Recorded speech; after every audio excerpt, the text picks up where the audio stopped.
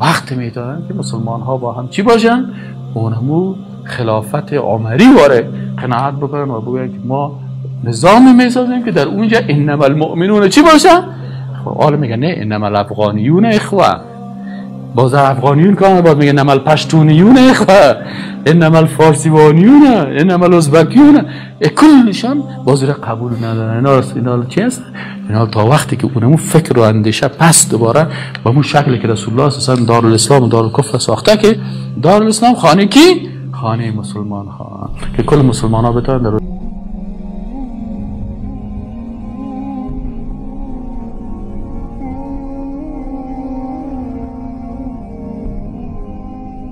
از وقتی که خلافت اسلامی سقوط کرده تا این امروز ما و شما جهان اسلام چی کردن؟ دار اسلام بود و دار کفر، دار کفر متحد ساختن.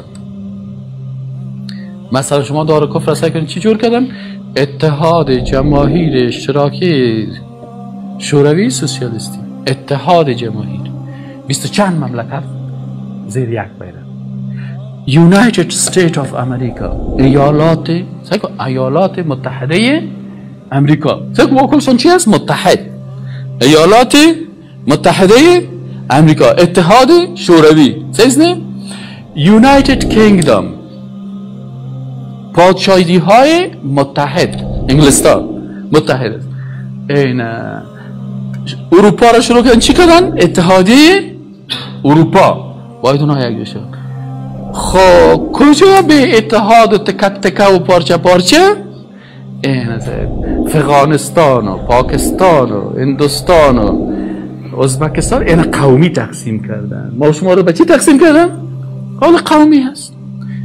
ای ازبکستان از ازبکستان و تاجیکستان از تاجیکا و ارمنستان از ارمنها و مثلا هندوستان از هندوها و پاکستان از پاکها و مچم افغانستان از گدودها و اینی قسم اینا جو که و ما و شما امیالم که می جنجال و جنگ ما که چی است؟ کلی گفت چی است؟ کلی میگه خط دیورن. اما خلا میگه دیورن کی بود؟ امی خطی که جور کرده کی است؟ دیورن. باز اونجا هم که هست که برین سعی کنن سایس بیکو کلش انگلیس است و فرانسوی است و اینمی هستن تکه تا روزی که مسلمان ها اینمی خطها را به رسمیت بشناسن و سر از این چیز بکنن. در افغانستان حکومت اسلامی جور کنی سر پاکستان میزنش، در پاکستان جور شده سر کی میزنه؟ وقت میدادن که مسلمان ها با هم چی باشن؟ اونمو خلافت عمری واره قناعت بکنن و بگن که ما نظامی میسازیم که در اونجا انما المؤمنون چی باشن؟ حالا میگن نه انما الافغانیون اخوه، باز افغانیون کامل باز میگن انما الپشتونیون اخوه، انما الفارسیوانیون، انما الازبکیون، کلشان باز را قبول ندارن. اینا چی هست؟